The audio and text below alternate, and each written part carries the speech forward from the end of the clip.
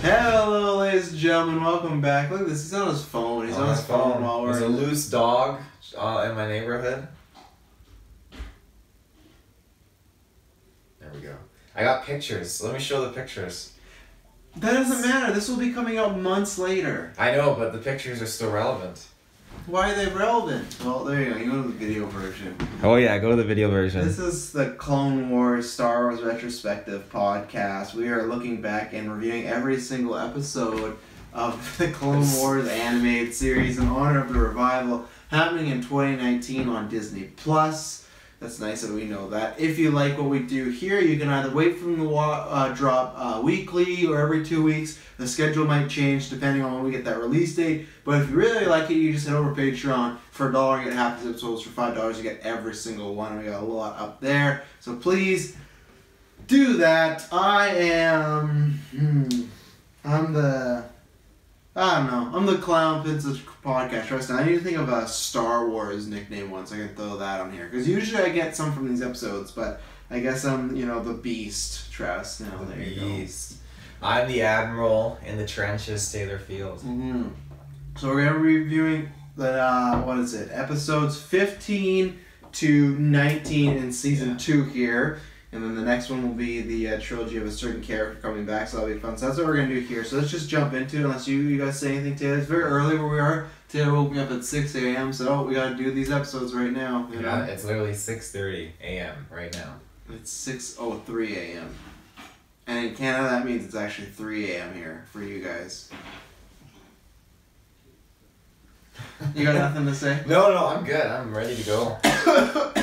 Senate murders. Senate Okandafar is poisoned, and Padme teams up with Bail Organa to unmask the culprit, who turns out to be a fellow senator.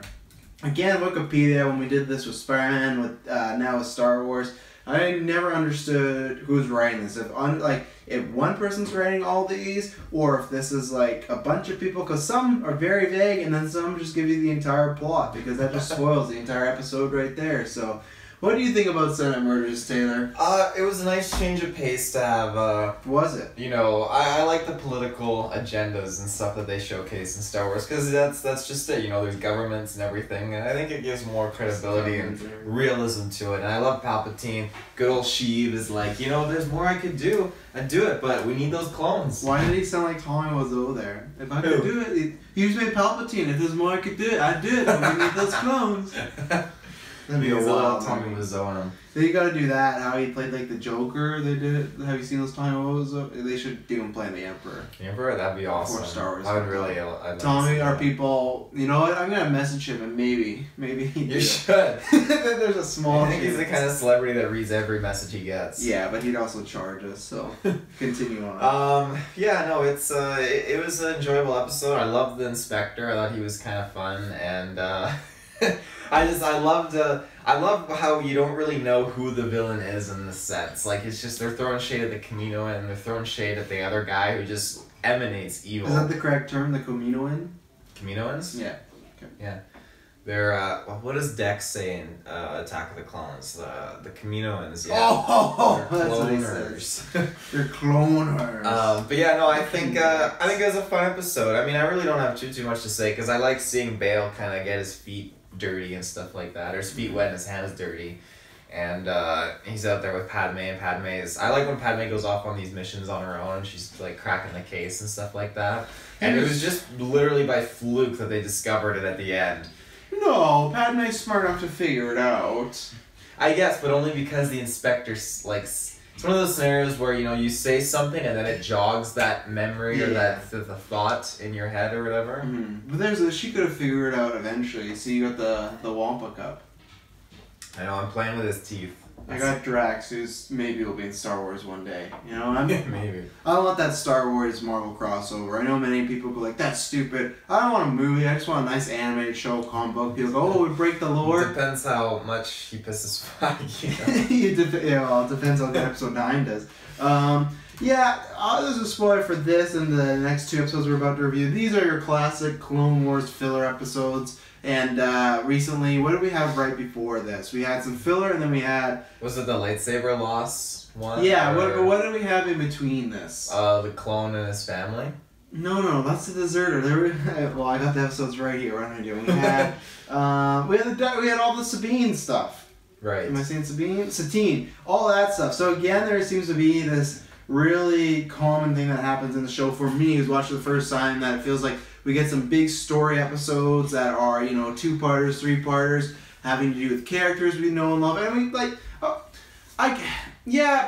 I don't know. How do you feel the Star Wars community feels on Padme today, after all of them said and done? Because I feel like, as we see, this is long gone, but Anakin is kind of turned around because he's a meme, and people just go, oh, he's Vader in the Clone Wars. But how do you feel like people feel on Padme? I don't think people hated Padme when the movie came out. I just don't know. I feel like people were indifferent. They didn't, I don't know. Because you're in the Star Wars fan community more than I am. How do people feel? Because for me, this episode, I like Padme, but I don't know if I need just a Padme and Bale episode. If this was Padme and another episode I liked, sure. And if this was live action, this would be great because I get to see the great Jimmy Smits running around. But it's not, which actually makes me really mad that Jimmy Smits was only in 2 scenes in Rogue One, because I rewatched Rogue One. I'm very pissed off about that. Why didn't he even have any... He didn't say anything. He just said, oh, I got a friend. Even those meetings, he just stands there and he's in the shadows. It's just purely fan nod. I'll take it. That's for another day. I'll take it, but I wish there was more. But how do you think the community feels on her? Because like I said, I don't love her. I like her, but it's not an episode where I'm like, man, because I love Padme. This is a Plo Koon episode. Out in the community, honestly, there's so many posts where it's like Leia, Padme, or well, that's unfair. And Padme is always one of the top picks. A lot of fans they do like her, and I mean even in the movies she doesn't compared to other people's acting or just the lines or whatever. There's no moments where I feel like it doesn't jive well with her. I feel like she delivers as an actress and doing her role. I think Revenge of the Sith a little. You're breaking my heart, Anakin. That speech is a little... Two bouncing off each other. I'll take that trade-off because if, that means she was good in, Phantom Menace, Attack of the Clones. And then she obviously, she didn't get too much of a display, really, a representation in Revenge of the Sith. I'm going to stop there right there. Good is a very loose term he's thrown around. Because other than, I'd say, Sam Jackson, who's in it very mildly, Liam Neeson, Obi-Wan, and maybe Frank Oz, no one's really good in those movies. They're either decent or alright. There's rumors that her and I can't remember, it was the writer or something like that. I can't remember. I'd have to look it up. Maybe we'll do it where I think we're gonna do I've been watching a bunch of prequel features. And we're gonna do a trivia episode maybe closer. And I think she had some problems with the writer, or I don't even know if it was George, and that's apparently why she's not on Revenge of the Sith. There's some behind the scenes stuff where apparently she was in a lot more. But they were kind of There's a lot of deleted scenes with a lot of her stuff. Yeah, they were button heads, so they kind of took her out for the most part. That's such a stupid thing to do. Jesus, if it takes away from the story, you're just you're stupid. You're stupid. Well, what would you have added though? The little talk about what Padme seems like. I feel like she's in a. There were a few scenes of her actually with Mon Mothma, and a lot more scenes talking about the war effort. Right, I've heard that it's more about her. She was almost starting the rebellion. And I would have loved stuff like that. That would have been fantastic because they seem very low key kind of meetings, off the books kind of stuff. Yeah. But there's so many deleted scenes from Revenge of the Sith that they should have stacked in there. Even General Grievous killing Shaak Ti in front, in the hallway. I'm glad they didn't, because they gotta bring her back for Force Unleashed. They could have written in another Jedi for that. That was such a cool scene. Oh well. So that's something for Padme. I like her. I thought I liked her more. Like I said, I don't know about the community. Maybe some people like her because Natalie Portman's a good looking person, so that also helps. But so for a solo Padme Bale episode, it was fine. I think this is on par with the Bounty Hunters episode, which we'll get into. That has Anakin Obi-Wan that I love. That one's very goofy sort of episode. So this was fine. There's a nice little mystery. I take it over the other filler episodes we had a couple episodes ago. So it was... What are you laughing about? Those episodes are so good.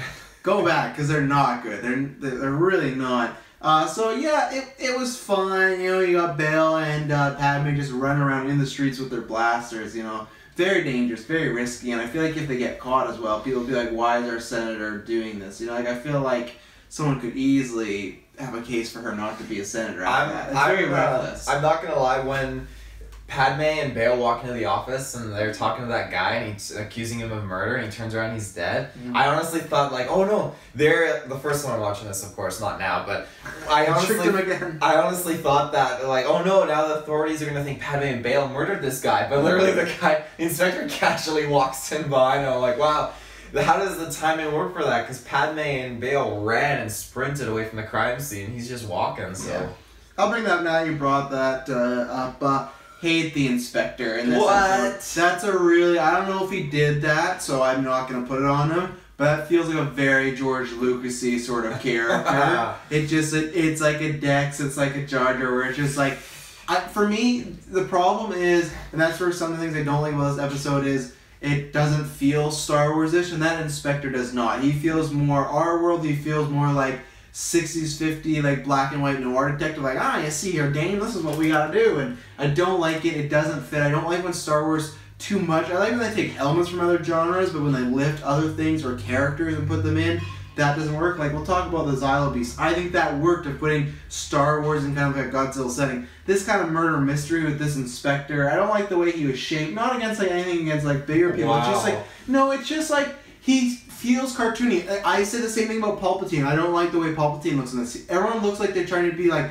CG animation realistic, and then Palpatine looks like he's been hit with a fucking shovel. Like, he looks like a Birdman. So that's what I mean, like, with Palpatine I kind of accepted, but with this guy, he just looks like he's a Nintendo character. He's in Mario Sunshine, he's in Animal Crossing, so I don't like him, and I didn't like anything about him. Anything he was on screen, I was quite annoyed, so...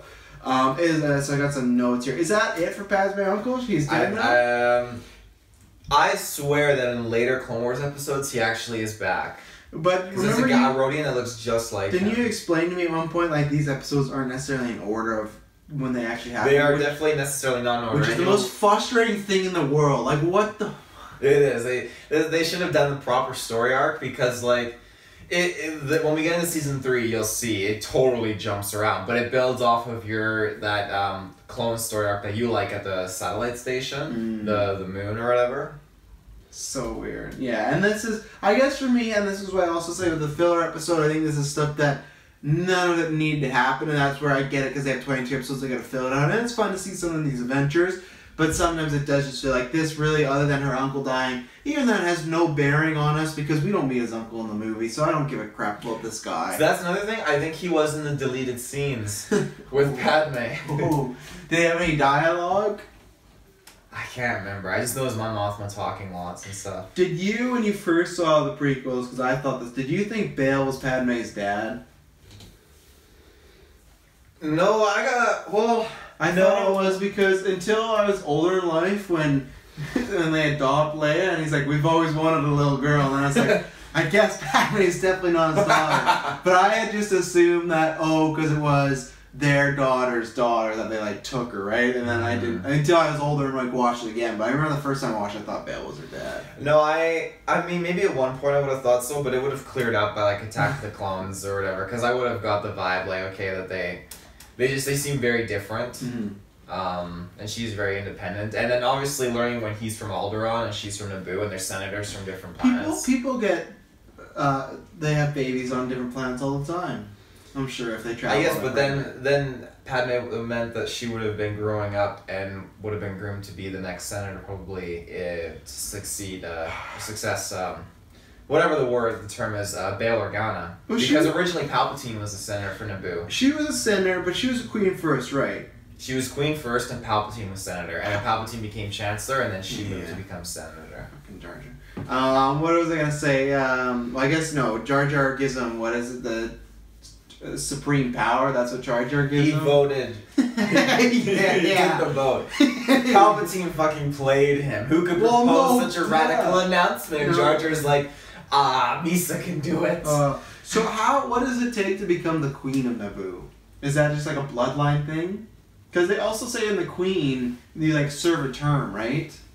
You do serve a term. I think it's probably just election based or whatever. Because Padme was the youngest queen elected. Right. She said so. Yeah. Queen. Okay. And that's why I guess. So wait a second. And then why is Princess Leia Princess Leia? Was she the princess? She was the princess of Alderaan. Why? If her dad's just a senator. I don't know, maybe the senator. Maybe he's also the leader of his planet too. Wow, okay. Maybe he is like, fuck Naboo, I'm gonna be both. Gonna have to look this up. So yeah, okay, Padme's uncle's dead. That's fine. He's a nothing character. I never cared about him at all. When they were doing their little running through the, like the, I don't know, the containment yard, the shipment container yard, two things happened. One, I still love the sound of the prequel's gun, like Padme's gun is great. There's one point where, like, they get separated, whoever the, what is her actual name? Lolo, who is the person who I saw it coming, but not like right away, but when they all go in the room and she was just like, I've been attacked in the hall, I was like, well, that was pretty like, wow. Okay.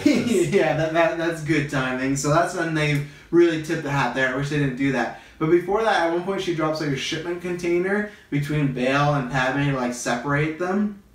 And Bail like walks up to the... fucking useless at this part. Who, Bail? Yeah. Well, yeah, but then he also walks to the container and he's like hitting on. He's like, Padme, like he has like the iron fist. And he's gonna like such a stupid guy. Let's see. I was just kind of a little bored by them going around different senators and being like, what do you know and what do you know, and just accusing everyone of murder. Yeah, and they were definitely wrong. Their first pick was wrong, just a sword to the chest. So. Let's see, yeah, I said Lolo was a little obvious in the middle once I set that up. So there's a moment where Lolo takes Padme to, she takes her hostage, and I can't remember, she's going off about freedom of people, blah, blah, and they cut to Sheev, and he's just like smiling ear to ear, because maybe he's like, oh, because lots of the prequel is just about he's trying to find a way to get Padme to die, because Padme's always in his way, right? So it's like, oh, Padme could die in this moment, but why is he smiling in public? I feel like that's very risky. I think it's just those moments when he just gets caught, like, he just smirks and smiles. Like, when we get to the Zillo Beast, you know, he's all about smirking and smiling. Yeah, and that's one thing I don't like about the animated show. I feel like because it is for kids, and some people might not say, at least it's supposed to be for at least for both, right? Maybe for kids and adults to enjoy. I feel like in the movies, you have an idea that she's bad, but you have to like read into it. Honestly, when I was younger, like a little kid, and obviously I watched the prequels, I knew the Emperor and all that stuff, and then when Phantom Menace came out and Attack of the Clones, and I watched them, I as a little kid like did not know that Palpatine being the center stuff was actually the Emperor. So here, I'm legitimately not going to make it sound like hipster trash. I'm sure other people knew, but as a kid, I was like, you know, I felt like I was a bit smarter in the film verse. I probably didn't know that. I had an idea during Phantom Menace when they do the obvious, and I think it's supposed to be obvious, which I don't know if I like. I don't know if I like that. I don't know. But at the end of Phantom Menace, when Mace is like, oh, you know, who did he kill? The Master and the Apprentice. And then they pan over, everyone just stop on Palpatine. Even as a kid, I knew, like, that's the Emperor. That's the Emperor. But it didn't get you. It went there and it showed him, but I just felt like it was just like, oh, you know, they're just showing it maybe to suspect him. Like, maybe they're just going, I didn't take it as... You're like the Jedi. They just suspect him. I'm like the Jedi. So did you go into Revenge of the Sith figuring that out? No, by the time Revenge of the Sith, I full on fucking knew. This guy is bad. He's the Sith Lord. Yeah. But throughout Attack of the Clones, watching that, I was like, oh. And then as I got older and I read the back of my Phantom Menace VHS tape, it actually says, Senator Palpatine, who is the Emperor. Wow. These Wikipedia things. Yeah, because I'm trying to think of Attack of the Clones. I don't think he really does anything that suspicious. I'm trying to think. I just rewatched it, and there's little stuff he does. And I know there's at one point, there's a meeting where Yoda, like, shoots him a look, but I can't remember what the line is. But that's where, for me, when this show's, like, a little bit for kids, I feel they make it a bit more obvious that Palpatine is the Emperor, and not in a way where it's like, you could do that, because this is technically a prequel, right? This came out after Revenge of the Sith. So really you can do that in a way like, oh, you can really show he was the Emperor the whole time. But I don't like, from a character standpoint, for him to be smiling, because in the movies, he's pretty careful. Until Revenge of the Sith, he's just like throwing his big Sith cock around and just like, look at me, I'm the Emperor. Like, he's making it he's just making it super obvious in that movie. And that's one thing I dislike in Revenge of the Sith. He's just like super creepy, and he talks super slow and quietly, like, oh, Anakin. Like, you just sound evil, dude. So, like, that's a problem there. So, I didn't like the smile in public. And then Padme just punches Lolo, and that's the end of the episode. Yeah. Very anticlimactic. I love that. That's so good. Just pops her. So, yeah, do you have anything else to say on the Senate murders? No. I'm surprised we've actually talked about it for 30 fucking minutes. No, 19 minutes. I was here at, like, 19 minutes? We've been recording for 19 minutes. Oh, my God. Pipe down. I'll give this one a middle thumb. It's not awful or bad enough to give it a down or 2 down, but it's just for me, just a kind of a nothing filler episode. It was fine. I'll give it a thumb up. That floppy Sith cock comment. That's Revenge of the Sith. I know, but just him smiling and doing his Sith stuff. Well, that'll give me the thumb up. So. Great. I should never say anything. Give this episode a thumb up. Cat and Mouse, a highly seasoned separatist strategist stands between Take 2. A highly seasoned separatist strategist stands between the Republic fleet and the belligerent Republic forces of, what is this, Christophorus? Christophorus. Now, we're going to go back here. So you know the Clone Wars movie? I don't think I've ever seen it fully. Okay. If I did, a long time ago. Well, that takes place on Christophorus. Now, do you remember when... I just said I may have never seen the movie. Do you remember when in the movie? You remember that episode that we watched where Anakin and Obi-Wan are on the speeders and they're going past all the droids following Ventress, and then they pop up and there's the whole fleet? I have a note. No, this is a prequel to Season 1 episode, The Hidden Enemy, which is a prequel to the Clone Wars movie. What fucking Tarantino, memento shit is going on in this show? Why did he choose to do this? George Filoni, why are they telling it in this order? Honestly, you can watch this and it wouldn't... It just gives more credibility to the overall story. It doesn't actually impact those episodes really in any way. You didn't answer me though. Why did this not come out earlier then? I think they go ahead and they do certain story arcs and stories, and then they eventually they just find other stories that are left maybe incomplete that they want to retackle. It's like Disney saying, the Clone Wars is left unfinished. We're gonna go back and give it a 7th season. Yeah, but I assume that's gonna be after season 5 and 6. There's not gonna be an episode in season 1. It will be after, yeah. Oh boy. Anyways, Anakin finds himself in command on an advanced prototype stealth ship, which should not be allowed, Anakin. With orders to ferry supplies to the weary troops on the planet below. Will he obey orders or use stealth ship to launch a sneak attack on the separatist blockade? See, there's a write-up that is... at least with the question. No, at least with the question. It says, will he obey the orders or will he... Yeah, but everyone knows he's not going to obey the orders. No, but, I'll start because I have very few notes. This, I think, I'd have to really go back and look. I think this is a bottom 10 for me. Taylor's going to not enjoy that. I did not like Trench at all because, one, I think the prequels suffer from, I think some episodes this work, but I think the prequels a lot of times suffer from some certain aliens being created that I don't like. I don't like this big spider. Do you have arachnophobia? No, I like Spider-Man. This guy feels very Lord of the Rings, Harry Potter-ish to me, so I don't like that. I like them being aliens, not so much like bigger animals of what we have, so I didn't like him. I didn't like the plot of just this secretive, his name was Trench, right? Fuck Trench, that's in my notes. He's some guy, he's a war leader, a separatist that's been missing for, years, decades, whatnot, and he might be back because he's using the same tactics. I just was bored, and like Taylor said, Anakin's gonna rebel, and that's the other thing too, where once again, maybe it's because it's for kids, I don't like that Anakin just clearly rebels. Yeah, it does sort of work, but at the same time, Obi-Wan never has a conversation in the middle of this episode or at the end, just you should listen to me or blah blah. It's just, he just breaks the rules and they just take it. They just let him do all this stuff. No wonder why he turned to the dark side, because you guys just let him get away with everything. But yeah, I didn't care about any of this episode. I was quite bored with the Cat and Mouse episode, so go ahead, Taylor. His recklessness and his, a way of disobeying orders, the things he does is very out of place and uncommon, but his methods in war, being very tactical and a strategic genius at times with what he does. It does. I would say lucky. And that's something that eventually you do learn, in watching the Clone Wars, that certain Jedi actually, yes, they do frown upon it. They do see it as being super, valuable, and how what he brings to the table with his personality is very valuable and beneficial to the Jedi overall. But in this episode, I think overall, with Obi-Wan and Anakin, Obi-Wan probably, he wants Anakin to follow orders, this is it, but then at the same time he probably realizes and has come to accept how much success Anakin has by thinking the way he does. He didn't really accept in this episode. He was just you better not do this. He was pretty I think he was thinking about, this is a new ship, let's not like ruin it or whatever. But I love Admiral Trench, and I really enjoy, just as a villain, I love how he was thinking ahead, and I loved how he was being caught. Like, dude, I loves his fucking Thrawn strategist. Oh, you know it, and so legit. That's how he loves Boba Fett, who is like the worst strategist in the world. Even in those 3 episodes coming up, he screws up multiple times.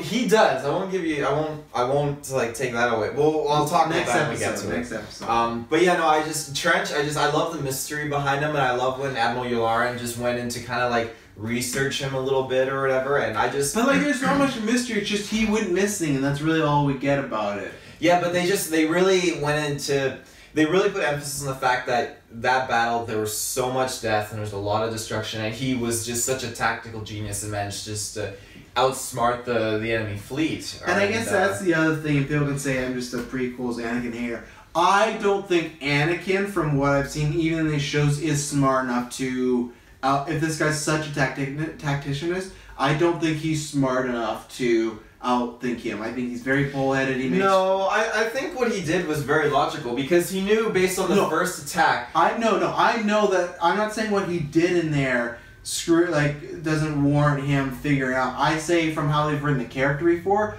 I don't view him being able to outsmart him. I feel like they just made, he figured out this episode. He is just like, look at the movies where I go back to Anakin, the way Hayden Christensen plays him. He's not a smart guy. Palpatine just fucking twirls him around so easily, just so easy with his big emperor cock. There's so many signs, and he just doesn't I can save you, Padme. I don't think he's a smart character. With the emotional and even impact, Vader's not a smart character. When he's a pit bull. When you throw emotion onto Anakin's character, he does get compromised, and his decisions definitely waver. Yeah. But when he honestly, anytime he sits in the cockpit of a ship, I think that they honestly display him in his element, and he comes off as a genius. In Revenge of the Sith, yes, and in Phantom Menace it was wild, but I loved how that literally just started and kickstarted that journey. In Attack of the Clones, he just demonstrates this huge aptitude flying a ship.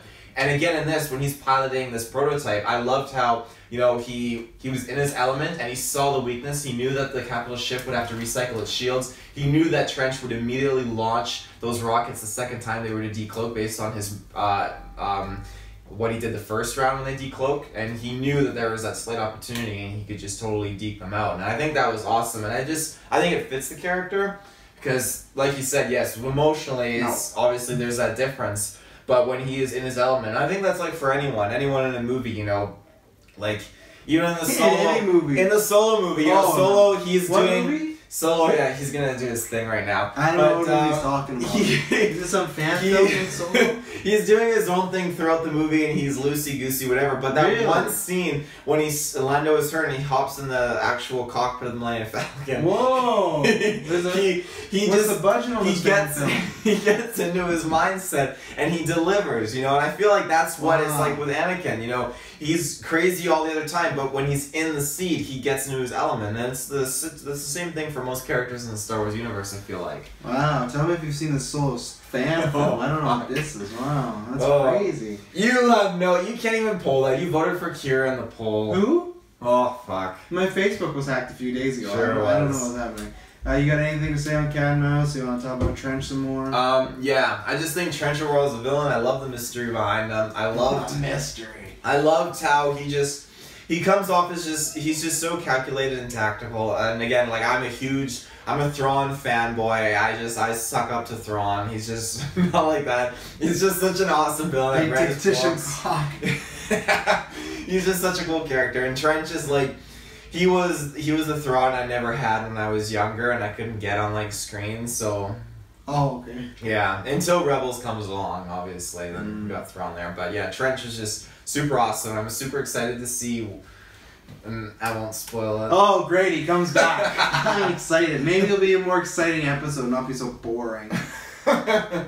Anything else? No, I'm giving this one the big 2 thumbs up. Oh! I have to. I was so bored. I was bored. I did not like anything about it. I didn't like Trench. It's an Anakin-centered episode, and doing stuff that Tim made some good points about him being in the cockpit and whatnot. I just feel Anakin I could see him when he's flying, like in Revenge of the Sith with Obi-Wan. That's where he's the best, but I don't see Anakin as this master planner. I think I would have preferred this was another Jedi in his place. So yeah, 2 thumbs down from me. This is hopefully, hopefully we don't get any more like this. I know Trench apparently is coming back, but this is probably in the bottom 10 as of right now of this recording. 2 thumbs up. I love this episode. Oh! I love this episode so much. It was great. I love Anakin. I love the clones. Just the new guy being thrown on the prototype ship, and just when they're like, it's quite like submarine, and they're moving along in space, and the vulture droids pass over them, and I just loved how just they're on the edge, and it's just like waiting, and you just hear the beep of their radar sonar system. It's just, there's so many things about this episode that were great. Bounty hunters. Bounty hunters. When Anakin, Ahsoka, and Obi-Wan crash on a lush rainforest planet, Felucia? Felucia, yeah. Felucia? Now, I always wondered why they go to Felucia so many times. It's colorful, it's luscious, that's why. They decide to help 4 bounty hunters protect a local farm from pirates intent on stealing their valuable crops. Obi-Wan and Anakin soon find out that the pirates are led by the duel's old foe, Hondo. Now you're a Hondo fan, aren't you? Oh yeah, big time. He's really good. I was excited he was back. I think, out of everything that happens in this episode, I think Hondo is easily just the highlight, because for me, he's definitely one of my favorite characters, and I think he can be displayed as super good in some episodes, and other ones, he's just a flat-out asshole, thinking about the money and the profits. Yeah.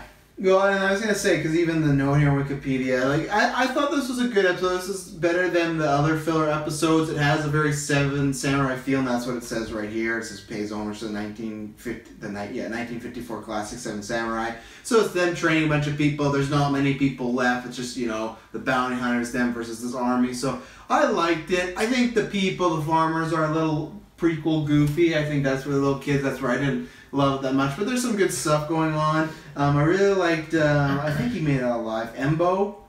He made it out alive. Yeah. Oh, he's one of my favorite bounty hunters. Does he come back? Oh yeah, he's in a lot more future episodes. I like Embo, so I liked all the bounty hunters. I like bounty hunters in general. I love to bug about Boba Fett because I know Briggs and Field get really messed up about it but honestly, those are, from my perspective of a movie fan, Django's good, Boba's a terrible character, and even all the rest of the bounty hunters, Dengar and whatnot. Dengar's an idiot, but we don't see what they do, so it's that's where I do enjoy these episodes, or at least when they bring in bounty hunters in the Clone Wars, I like seeing that. So I liked Embo. I liked it for the most part. I didn't believe that even when they leave at the end, I had them in my notes when they're just at first they're training them and they're like, why don't you just go stop them? And they're like, well, we can't stay here forever, so it will be just inevitable. Someone will come by and take your stuff again. I still didn't believe at the end that they would be ready for pirates again. I felt like the bounty hunters and the Jedi did the majority of the work still. And I feel like once they left, these guys, the farmers, would still be pretty dead to rights. They'd be fucked. But at the end, I feel like Hondo would probably spread the news around, like rumors, word of mouth. People would be like, yeah, although the farmers on Felucia not profitable at all. They got the help of the Jedi, they got hired bounty hunters, and they're fighting themselves. Not worth the time. You won't be able to pull it off. So I feel like that kind of word of mouth goes a long way. Yeah, and I liked Hondo. I always like Hondo. I feel that he is now, this happens in a lot of, I feel like, animated shows. They have their big debut. We talked about this in Spider-Man. Doc Ock had a big debut and he kind of gets a side character. I'm not sure what's going to happen, but even in the episodes coming up later with the Boba episodes, he's more of a side character, and I feel he's more... he's more safe. Even in those episodes they had with Dooku and Anakin and all that, he was always trying just to cut a deal, and he was on switching sides, but I feel he's a bit more things are not going good, I'm out of here. I feel like his schemes aren't as evil. I feel like they've lost a little bit of the edge there, so I hope that kind of comes back, because he's just kind of... There's one moment where it comes back. He's great. So yeah, because right now he just kind of seems like that fun in-between guy. He feels like, if you've ever seen The Mummy, he feels like Benny, Brendan Fraser's little friend there. I don't know if he's a Benny guy, because Benny was a coward. Benny Hondo, Benji. Yeah, it's Benji. Hondo's kind of a coward. No, because he'll fight. He's a badass. In this episode, when he fought Obi-Wan with the electro pole, he was going to town. He wasn't caring, and he was like, Anakin, help me up. and then Anakin like or whatever like helped him up, and then he fucking got the cannon primed on him, or whatever like. He's super badass. If anything, I would take him more. He's more like what's his name? From Last Jedi. DJ. No, it is Benny. It is Benny? Yeah. Oh shit. Yeah, you're right about DJ comparison. That's good. But we don't know if DJ would be fighting Jedi's on top of a cruiser yet. I don't think we're ever. I don't think he's got the skill. I think Hondo beats him in that regard. I think JJ, the first scene, he's gonna kill off DJ, he's gonna kill off Rose. Kylo's just gonna go through people with his new helmet. So I still like Hondo. I want something to add back, so that's good. But we need to review those mummy movies one day. Just got Brendan Fraser. He should come to Star Wars. My other note in this is Embo. I really liked him. He just strangles that guy straight up, which was brutal. So that was a brutal death. Embo does? Yeah, he's so badass. Yeah. So, what notes do you have? This is I'm pretty sure Embo's first appearance. Yeah, he's one of my favorite bounty hunters in this. I love when he gets his pet dog with him. Super cool. He's just overall awesome. The farmers are definitely weird. Like, but there's so many of them and there's so few of us. How will we do it? Like, they're just so, like, oh my god, just so ridiculous. So, I could have done with maybe changing them up or whatever, but, I like the Jedi teaming with the bounty hunters and that kind of whole thing, because, for the most part, in Star Wars, you get the gist that, smugglers are the good guys and bounty hunters are the bad guys, kind of. Mm-hmm. So, it's cool to see, bounty hunters work both sides, depending on the job and that sort of stuff. Especially to show good bounty hunters right before a bad bounty hunter story arc in the next episode we'll get to. Overall I thought it was cool. Hondo definitely a highlight for me. His appearances just are so great, and I love how he thinks and just how he kind of comes off in these episodes. So yeah. Anything else? Nope. What's your rating on this? I'll give it 1 thumb up. 1 thumb up? Yeah, I'll give it 1 thumb too. I enjoyed it enough. The Zillo Beast, the Republic's newest droid, annihilating proton bomb, awakens a monstrous, gargantuan, and near invincible beast from the underground hibernation. Mace Windu and Anakin Skywalker face a dilemma: save the beast as the last specimen of its kind, or help the Dugs kill it and secure a treaty for their critical fuel supplies. Taylor, I'll let you take this first because you're a big Godzilla guy, and this episode's big time Godzilla vibes. Yeah, I honestly I thought it was cool getting to go to the planet Malastare, getting to see the Dugs and that sort of stuff and what they're all about. And I loved how they were testing out this new bomb weapon against the droids and everything. And the Zillo Beast was just a super pleasant surprise. So you just think, oh, it's another war episode, and here it is. It's just it's not like man versus man versus nature kind of. Well, maybe it could be classified as a man versus nature kind of thing, because or man versus beast. I don't know, but it was a super cool change up from the typical Star Wars story, pulling the Separatists out of the equation, just have this massive indestructible beast, and it was very horror like too when they went into the pit to see what's going down. And I love how they figured out how to take the beast down. This is a good episode. I'm more excited to talk about the one that comes after this one. But really? Yeah, this was, they're both gonna be the same rating for me, but I just have more excitement about the next one. This one was just super cool just to get that introduction into, the Zillo Beast and kind of set up the next story into the next episode. Because I got a lot I want to bring up in the next one, so oh boy. Right now I'll just give it 2 thumbs up because that's my thing. Whoa, so 2 thumbs up. Yeah, you can take it away. I'd probably the same Amberverse as you. I think I'll give them the same rating. But I liked the first one better because the second part, this 2-part. Oh no! Oh, here it comes. No! Floppy Sith cock. Oh. Anakin, no! Drop the pants. So this is very much. This is what I was talking about earlier when you just put in a Star Wars setting or characters into a genre and it works, and I think it does here.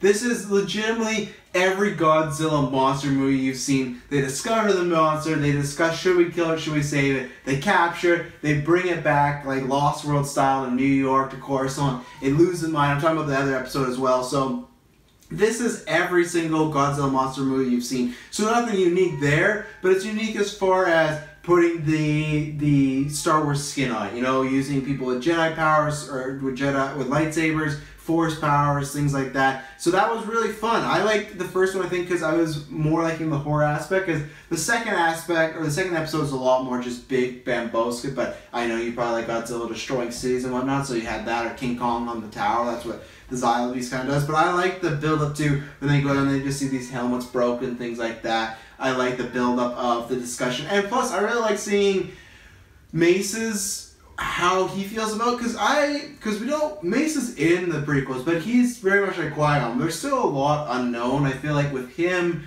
Dooku, and Qui-Gon, and Yoda to a lesser extent, but I feel like with Yoda, I just feel like he's old and just very wise. But with Mace, Qui-Gon, and Dooku, I feel like there's so much we still, or so little we still know about them. So for me, from the movies, I wouldn't have picked, and I could ask you too, would you have picked him to be like an animal protecting sort of guy? Because I wouldn't have from the movies. He's pretty hard-nosed, and I didn't get that. I could see him wanting to... No, I could definitely see him wanting to protect like life, especially if it's the last of its kind. He'll advocate for that even more so, but I feel like if it comes down to the necessary decision being made to have to remove that from the equation and like take this life to save the greater good kind of thing, in defense, I feel like he would not hesitate to do that. Well, no, he was gonna execute Palpatine. So I like that. That was a nice little wrinkle. It just adds more levels to him. Like I said, I like the horror aspect. I actually like the Beast. It was a little. I would like to be a little bulkier, it was a little skinnier, but still wasn't prequel enough. Or no, I don't like that. I liked it. I really enjoyed this episode. So I think they did a good job with it. So is there anything? You got some notes there? Nope, not. I'm trying to think if there's anything. So at one point, what was it? I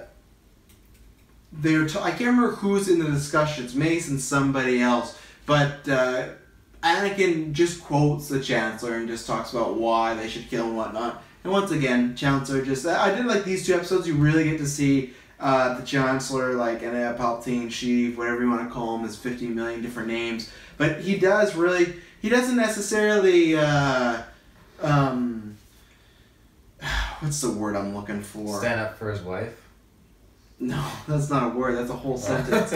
But he doesn't. Oh my God! It's like it's if you're like using somebody, but you're contorting them, like you're tooling with them, or no, you're using them. I think you're making it worse. You're making me forget the word even more. But either way, he is using Anakin. See, I hate when you can't think of a word. But anyways, he's manipulating. Manipulating is the word. You can see how he manipulates Anakin in this and the other episode, which I really like, because in the movies you get that, and anytime you see that happens, one, you get to see their bond kind of form, because one, they do have, I think Anakin does agree with the Palpatine, on certain issues, but many times I think it's just Palpatine like putting the seed in his head and he doesn't even know it. Like I feel like Anakin, and that's why he never really killed the Emperor. I feel like Anakin, Darth Vader, he's a really weak-minded character when you get down to like his willpower. So I like that, and in this episode, he'll just quote the Chancellor, and it's like, does he feel this way, or is the Chancellor just manipulating him? But I like it wasn't enough that was full on, Revenge of Sith where he's killing young ones. It's just like little seeds planted there. I want to get this before we get into Strikes Back, because there's one moment, and this brings into the movies, like Anakin loses his fighter and he lands, and Mace just like, where's your fighter? And he gives him lots of shit in this and other episodes. So we've seen the prequels. You got, let's see, you've got Phantom Menace, where he's on Yoda's team, where he's like, the boy should not be trained and whatnot. And then Attack of Clones, I feel like he is always calling out Anakin. He's like, can we trust him on this mission, blah, blah, blah. And Obi-Wan's always the one like, oh, he's never failed me before. And then obviously Revenge of the Sith, yeah, Anakin kills him, so that's a big thing. But also before that, you see that they do not get along, and Mace is always, take a seat, young Skywalker. Like, what is your feeling on their relationship and how it goes? Because I feel it's a very toxic relationship. I feel like it's rare for the Jedi to have that. You don't really, I feel like even with Qui-Gon the Council, it never felt like they were against them, but it feels like Mace is quite against Anakin quite a bit. What is your read on their relationship?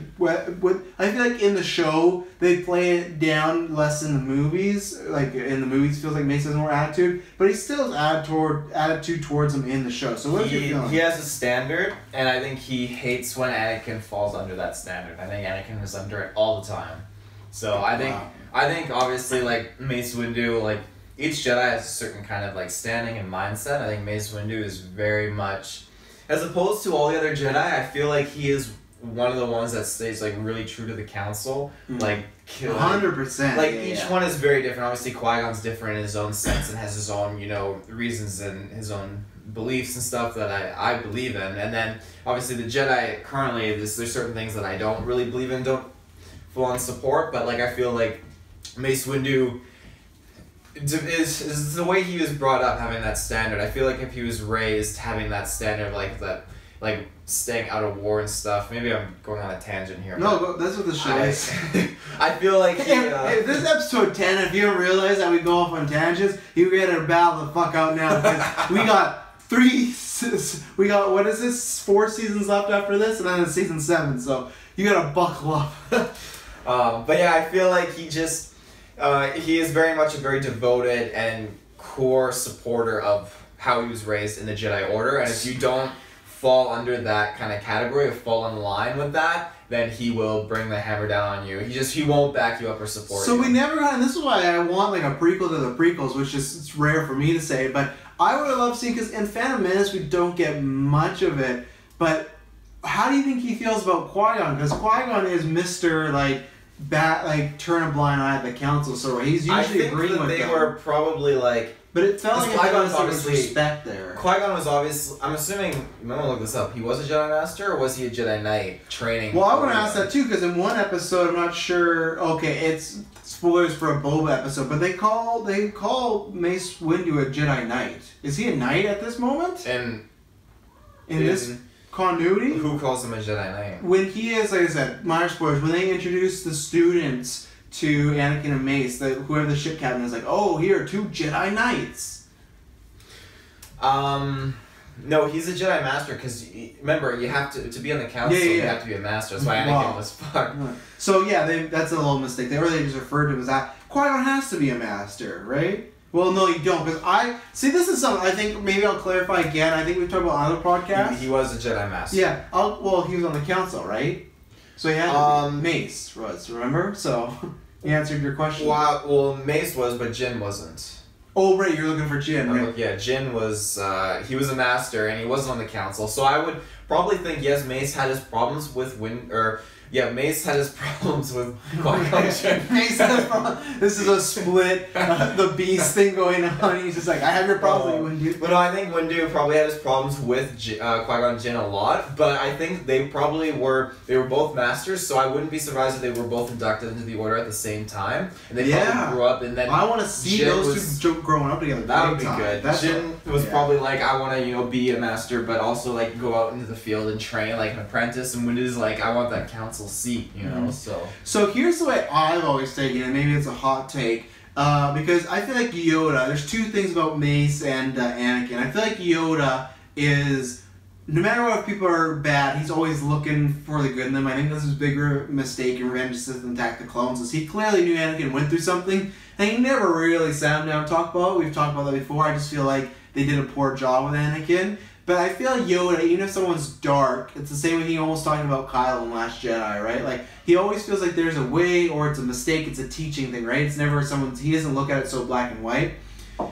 Is it fair to say, and you can tell me wrong, I feel like there's a part of Mace that was always worried this was going to go bad with Anakin, from Phantom Menace to go on. The vibes I get, like, it feels like Yoda's more like, oh, he's so young, we shouldn't train him, it's against the code. Where with Mace, to me, I always felt like he felt like something was up with Anakin, and either he didn't want to call it out before because he wanted to remain hopeful, it would have been disrespectful, or he was just watching to see. I always felt like he felt like something was off. And it's just me reading into the performance, but I always felt like he had an idea, but that was his mistake in Revenge of the Sith. I even think that's why in Revenge of the Sith, when he tells him to, stay put, I feel like it's not even just because, like, it is his emotions, but I feel like he almost had that feeling like he doesn't know which way Anakin really Well, that's sides. just it. And that But I think if that was backs up. Obi-Wan or Yoda, they would have brought Anakin along, possibly. Yeah. Maybe not Yoda, but I think Obi-Wan would have been, let's go take down the Palpatine, He's the fucking Rock now. But like the Emperor, but I feel like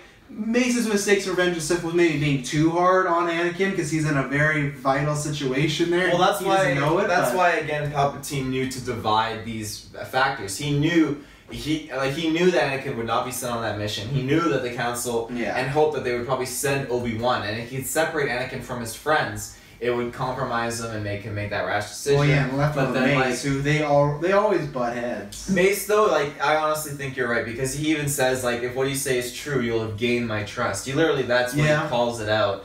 And, you know, Anakin, he could have been a Jedi Master, he could have had his kids, the Emperor could have been killed, it could have been a happy life, you know? Yeah, I want to do a what if episode one day of, like, what happens if that happened, what happened if, like, Rey turned bad, or Ben again in Last Jedi. Well, We're gonna do a what if Kylo before. Ren wouldn't be alive because Leia No, I would meant have like been raised I don't by- mean like a big continuity. I mean like Oh. looking at certain situations. Because Ben might still be alive. Just No, in because certain... Han Solo never would have hooked up with Leia, because Leia wouldn't have been the Princess of Alderaan, never would have been put on the Death Star. She would have been raised by Padme. Han could have married some other one. Naboo. See, we'll do that one day. Han could have married someone. I'm trying to look who was. Do you know who Mace's master was?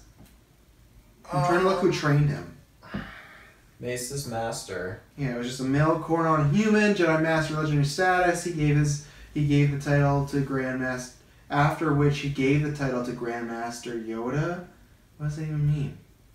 Wait, read it again. He was Jedi Master of legendary status. He was a Master of the Order in the days leading up to the Battle of Geonosis. After which he gave title to Grandmaster Yoda. Gave the title to Grandmaster Yoda. What does it even mean? He was already a Master. I'll look it up another time. Well, there's Masters, then there's Grandmaster Jedis. But Mace gave Yoda Grandmaster? That doesn't make sense. No, that doesn't make sense. No. Is that... I don't understand. It's just a the random article. paragraph on Google. Were you looking up who was Mace Windu's master? Yeah, I tried to... Oh, the article needs to be cleaned up, blah, blah, blah. Hang on, let's see. Mace Windu served as one of the last members for the Jedi Purge, blah, blah, blah. Try and find... I know this is a little... Early life. Mace Windu was on the planet, blah, blah, blah. Like, all in order, the young Cromwell was taught by Grandmaster Yoda. So... Windu trained under Master... Okay, do you know who this is? Tara Say? I don't know how you pronounce the name. This is apparently who his master is in canon. Tara Sa. Look it up. It's T-R-A-S-A-A. You know, that's why when we talked about our little tangent about this show is also about canon lore and Star Wars lore, so that's why we are reviewing Clone Wars, but it's about the grand scheme of Star Wars. So yeah, apparently that was master. She was female, eye color yellow, green skin, fair. She had no nose. Very, very Voldemort. Voldemort had a nose. It was just gone. So anyways, and my other point was too, if it wasn't that he felt Anakin was bad, I also feel that Mace really didn't like his choices or never really trusted Chancellor, and I feel like Anakin being so close to Palpatine is another reason why Mace didn't like Anakin. If it wasn't because he felt there was some dark side stuff, I felt it was because he hated... Because the Emperor and him always butt heads, and they butt heads in these two episodes, and Anakin's like besties with the Emperor, right? Yeah. So, yeah. Did you have some fact you're going to show? Well, it just said, maybe it's in regard to what you said before, like he was second to none to Yoda, or to Grandmaster Yoda, so he didn't obviously bestow the title onto him. So, yeah, so like can there be more than one Grand Master? Yeah, I'm pretty sure there can. How many? And who decides these Grand Masters thing? Obviously, it would probably be a mutual, like, vote of the council, or I think it's just based on, like, your knowledge of the Force and how old you become. So the council altogether voted Yoda as a Grand Master. Yoda trained no less than 20,000 Jedi. Holy fuck. The High Jedi Council was made up of 12 Master Jedis, one of which bore the title of Grand Master, who had the power to grant Jedi Knights the title of Master. So see, there's only one Grand Master. So then so Yoda it's like is the one who... Yeah. So Yoda's the one who grants the rank of Master. So then, if you think if he would have died, Mace would have been next in line? Probably? Yeah, most likely.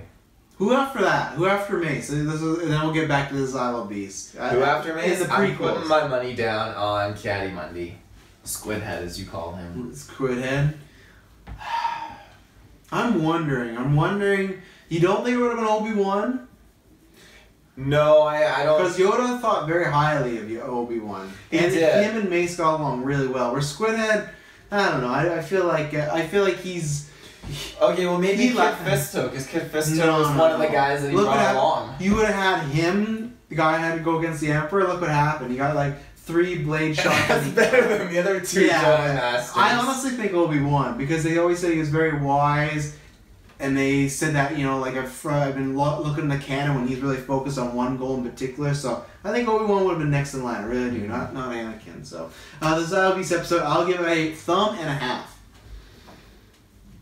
You never rated it. Yeah, you gave never. 2 thumbs up, right. Yeah. So now let's get back to this shit show.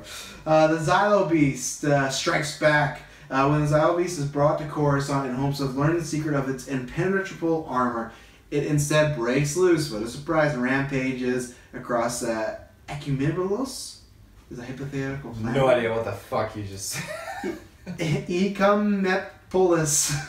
I don't know, look it up, kids. As the clones prepare to kill it with poison gas, the Jedi are again trapped in a moral conflict between the value of its life and planet's civilian populace. I'll go first that, I think this is a classic. Why? You're gonna take the city, it's gonna go loose. They do that. You know what's gonna happen. You know the beast's gonna get killed. They do play up the, should we kill it, should we not kill it? So that was good. That was kind of like what they did last episode. But, yeah, it's the same reign for me. I don't know if I have many notes. It's very action-heavy, even though you do get to see Palpatine doing some sneaky stuff behind the scenes, and I have some questions about that. But I'll let Taylor go before I get the notes. I know Taylor has notes. Yeah, this episode I love for many reasons. I love how this was completely caught off guard with Palpatine, and you could see his concern for his life in this sense. Throughout this episode, he was very worried that. How great would that have been if that's another what if this is, I don't know when to leave this for, but let's say this kills him. Is that it for, do the good guys kind of win? Because they would. Dooku would be like, what the fuck just happened? What do I do now? I guess I'm the master. Zillo Beast? Why the hell did he bring the Coruscant? Oh my god, the Emperor's dead. It could have gone so wrong. Yeah. Because this thing was intelligent, it was purely out to kill him. Because when its eyes looking through the chambers, Palpatine's like, yeah, we should go now. But that was Palpatine just being selfish because he wanted that armor, right? He did want the armor, which is another thing that I love, and I'm going to go into detail. Spoilers, if you haven't read the Thrawn Alliance's book here, I'm going to go into some spoilers. This is big spoilers. People should have read it by now. Excuse me, but throughout the Clone Wars, Anakin and Thrawn, when they're looking for Padme, they both have separate missions, but bring them to the same planet where there is. So who? Anakin and who? Anakin and Thrawn. They so meet Thrawn in was around in the Wars. Clone Wars. He wasn't a part of the Republic or anything like that. He was working on a mission from his own planet, kind of surveying worlds. And Anakin offered him to join the Republic, but he saw the Republic as being weak and gonna crumble. So he didn't join the Republic. But anyway, so Thrawn he goes to this planet with Anakin, and they both kind of team up. And so Anakin, they look at Padme is trapped inside this separatist base. The separatist base, though, is really off the grid, and this is in the far outer rim, in the outer regions. So the Republic doesn't know about it, and the separatist actual cause is a little iffy about really knowing it. But another member of Dooku's species and family is actually... Dooku's species? Isn't he just human?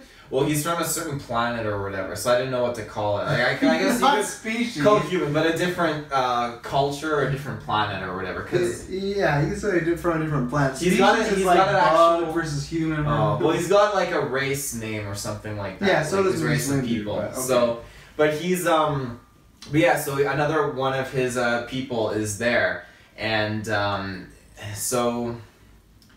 He's basically overseeing the operations of this factory and what they're manufacturing. Thrawn and Anakin realizes they have a special kind of new armor that they're coating on the super battle droids that are lightsaber resistant. And then they also found out the separatists, and this is what I love, were actually building clone armor that was using the same material that was lightsaber resistant. Obviously, it just set the stage for they were building clone armor for their clone troopers for Order 66, so they could kill the Jedi, which I thought was outstanding. They didn't use that armor. No. they didn't get Wow. obviously full production for whatever the reason. Obviously, the factory was destroyed, so that was a huge setback. And is But this then- from this creature, the Zillo Beast? Well, there's no obviously connection between the two, but I 100% feel like there's no reason why I can, like, at least for my own satisfaction, I could connect the Fair two enough. in that sense. So when, because I'll skip ahead to the end, when he says that he wants to clone him, does the Zillo Beast come back in the series at all? Not that I remember. No, Okay, I so think then, it's yeah, just you purely for replicating the armor. Yeah, you could make that argument that they do that. Hey, maybe that's what the Knights of Ren's are. Maybe that's what the Praetorian Guards are rocking in Last Jedi. Well, their armor was not lightsaber proof. Remember? Yeah, it was. It's the joints. I thought it was. I thought the joint. Really? Yeah, Because maybe well, not. no, because the one. Through the head. Yeah, he got it through the head, and then Kylo Ren was literally like stabbing a Yeah. bunch of them and everything. Yeah, So, Definitely I mean, if wrong. you just have protective armor on the joints, it's kind of unfortunate. Yeah. Do you like you're liking those Thrawn books, obviously? Oh yeah, and then the third one's coming out. It'll Have be you reviewed fantastic. them both for the channel? I've reviewed just the one Alliances. Wow. Why not the second one? What was wrong with the second one? Well, Alliances is the second one. What was wrong with the first one? Because they didn't have the idea I never review I- books until I put No, it. well, yeah, that's exactly it. Maybe I'll go back and I'm review it. Palpatine. The third one will be good though. What's the third one called? Exposed. Treason, I think. Thrawn treason. What's it about? It is about he Treason. swore his allegiance literally to Palpatine, and Palpatine throughout all of this, like even in Alliances when he teams up with Darth Vader, and he like makes subtle call-outs to Darth Vader being Anakin. Yeah, I've heard that. He knows Fucking it's great. Anakin. So, but he and Darth Vader even It's when tests he him meets too. Snoke. No. It's when he's basically tested between going back home to protect his people or staying with the Empire. Because at this time, he's pushing his TIE Defender project, and he subtly, behind the scenes, discovered the Death Star project, and actually, he went up to Palpatine and was like, yeah, I know about the Death Star pretty much. And Palpatine kind of called him off guard. And, yeah, so it's just this whole dynamic whether Palpatine is going to kill him or let him go help his people, or... Well, I'll say he's not going to kill him because he's in Rebels. Well, this, I'm trying to figure out the timeline, but I think this book would happen after Rebels, because I think... Really? Because I thought he's on a cliffhanger right now if he's alive or not. Oh, right. Maybe it's after a certain part of Rebels then. I don't know. I haven't watched Rebels all the way through, so I don't know how How the have you arcs... not? And Thrawn's your guy. I've watched Thrawn's moments and all his scenes, but the arcs are still all jumbled. I don't know the actual timeline of it. Maybe one day we'll watch it. Ooh, a Rebels retrospective. That's yeah, bold. we got Batman and Goosebumps first. Calm down. Batman is definitely next. I know Goosebumps, but Batman animated show, that's where it's at. Mm-hmm. What was I gonna say? So at one point, Anakin is in the middle of Padme and Palpatine, and he just like Padme's, you're supposed to support me, and he just goes, "I'm sure it'll work out." Classic dickhead. That's Anakin. what I meant. He's just letting his wife down. Well, yeah, he doesn't even pick a side. Like he's just a coward. Let's see. Yeah, I think we've talked about everything I have for notes. I like at one point Mace is like, "What's Anakin doing?" And then Obi-Wan goes, "It's one of his improvised plans." And then one of the clones is like, "All the plans involve falling." So I like that. That was a fun little shout out. You get a "Where the Fun Begins" shout out in this episode. He says that when they cut the beast halves at one point, they cut it so they cut the ship in half so he can escape. Wait, who says that? Anakin. Oh, well, I know Palpatine says I got a bad feeling about this. Yeah, he does. Yeah. Anakin says, "Oh, it's where the fun begins," and he cuts the things. And then he says, "I get it for maybe his sake," but when he says, "Oh, the Zillo Beast's death won't be in vain," like I don't know, it's extinct. It's extincted now. Like it's not like a person. Like and they're not gonna use it for good. So I get what he's saying. Like, oh, we'll remember this moment, but really, it is kind of in vain because you're. I don't even know why they thought it was like a good idea. Like, at one point, the Emperor just says like, "Oh, we're doing this for research." Mace is like, "Why are we bringing the beast here?" And Palpatine's like, "This could end the war." And then Mace is just like, "I hope you're right, Counselor." And it's just like, no, you guys should be like, no, like, let's not do this. Like, let's not bring the beast to Coruscant out of all Well, places. another thing but- too, I feel like after the beast, Godzilla. the beast escapes and stuff, I feel like this severely affects Palpatine's, position. I feel like he'd lose a lot of votes or a vote of no confidence. Yeah, over bringing this fucking Once the thing. public finds out about Because there was a ton of people that died. Mhm. Where's that vote of no confidence bullshit, you Yeah. know? But like another thing too that I want to point out is I really get a kick out of that Senate guard who's like, "There's only room for one of us on the droids, Chancellor. Here you go on," and the poor guy gets crushed. And Palpatine just looks back and is like, "Yeah, fuck you. I'm escaping." Wow. You have anything else to say in this episode? No, easily 2 thumbs up. No, I give it a thumb half. I usually like some more character stuff going on, but yeah, I like that. I like seeing the characters in the next episode, Mace and Anakin together, because they have quite a relationship, and I feel like would you say Jedi don't hate, but I feel like Mace hates Anakin or extremely dislikes him. Yeah. Okay. Definitely, he does dislike him. He's not fond of him. Doesn't trust him. Ladies and gentlemen, those are episodes of Clone Wars. Taylor, do what you do. Well, ladies and gentlemen, with your internet connection or your data, because we're data worthy, but if you want to save the data, you can drop that $1 on us on Patreon, because we have tons of awesome content like this right now that you're listening to, the Star Wars Clone Wars Retrospective, unless it has started to debut live, which good for you. Yes, you can find us in the search bar on Facebook, Geekverse Space Podcast, and all those other fancy media sites. Mm-hmm. Ladies and gentlemen, just go to the description below. Everything's there. Our YouTube channel, our podcast services. You can find us on Spotify. Now, at the time of this, you can find SoundCloud, iTunes. Please subscribe if you like what we do, because you can get the episodes immediately when they drop. Thank you very much for tuning in this episode. May the Force be with you. Always. What was that? 15 to what?